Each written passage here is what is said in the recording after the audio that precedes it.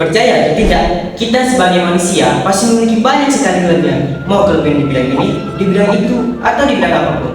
Tapi, masih banyak juga orang yang bingung dan bertanya-tanya tentang apa ya kelebihan yang aku punya? Biasanya, ini disebabkan karena beberapa faktor. Mau tahu? Simak video ini sampai akhir. Oke.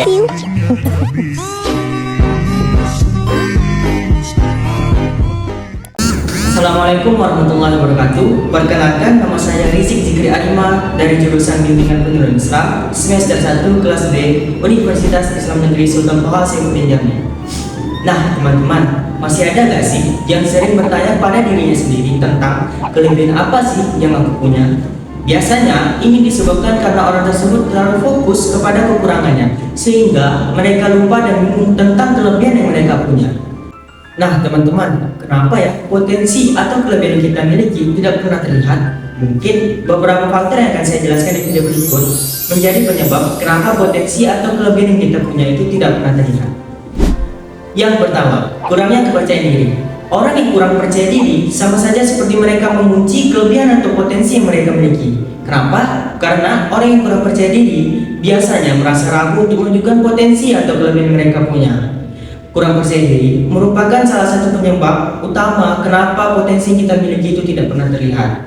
Maka dari itu, mulailah tampil untuk lebih pede dan percaya akan bakat yang kita punya. Yang kedua, minimnya kesempatan. Lingkungan yang tidak mendukung seperti kurangnya akses pendidikan, pelatihan, atau pengalaman dapat menghalangi seseorang untuk mengembangkan potensi atau bakat yang mereka miliki.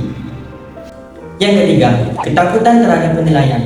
Takut mendapat kritik atau penolakan sering membuat seseorang itu enggan menonjolkan bakat atau kemampuan yang mereka miliki. Mereka lebih memilih bersembunyi daripada mengambil risiko untuk diakui.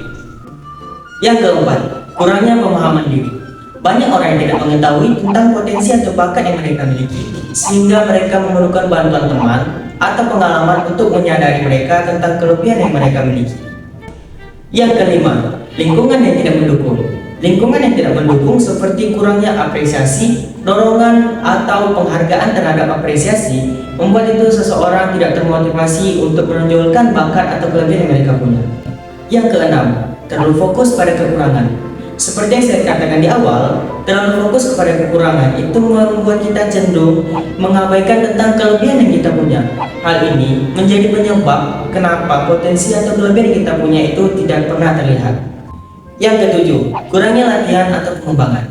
Potensi atau kelebihan yang kita miliki, jika tidak dilatih secara konsisten, maka kelebihan itu tidak akan menjadi nyata. Kita ambil contoh dari pemain bola yang hebat, yaitu Ronaldo. Ronaldo tidak mungkin mendapatkan kemampuan yang hebat seperti sekarang ini tanpa melalui latihan. Ia melalui latihan yang sangat berat sehingga mendapatkan hasil yang seperti sekarang ini. Yang kedelapan, pengaruh negatif dari orang lain.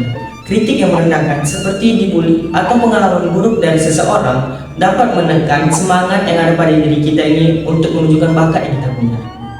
Yang kesembilan, kurangnya pengakuan atau ekspektasi.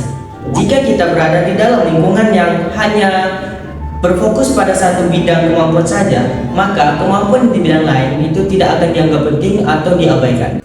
Yang ke-10 atau yang terakhir, kurangnya arah dan tujuan. Tanpa tujuan yang jelas, seseorang itu tidak akan memiliki motivasi untuk mengembangkan bakatnya atau menunjukkan bakatnya kepada orang lain. Hal inilah yang menjadi penyebab kenapa potensi atau kelebihan kita miliki itu tidak pernah terlihat. Nah teman-teman, tadi adalah beberapa faktor yang mungkin menjadi penyebab kenapa potensi atau kelebihan kita miliki itu tidak pernah terlihat. Mengatasi faktor-faktor tadi, kita memerlukan kesadaran diri dan keberanian untuk terus berkembang. Kita bisa mulai dengan merefleksi diri, yaitu proses merenungkan, mengevaluasi pikiran, tindakan, perasaan, serta pengalaman yang telah kita alami agar kita dapat memahami diri kita secara lebih baik. Baiklah teman-teman, mungkin hanya tadi yang dapat saya sampaikan. Semoga bermanfaat bagi kita dan ke depannya. Sampai jumpa di lain waktu. Wassalamualaikum warahmatullahi wabarakatuh. Punten mamang. Ganteng ya saya, ganteng guys, ganteng, jangan sempat subrek. Oke. Bye, have a great time.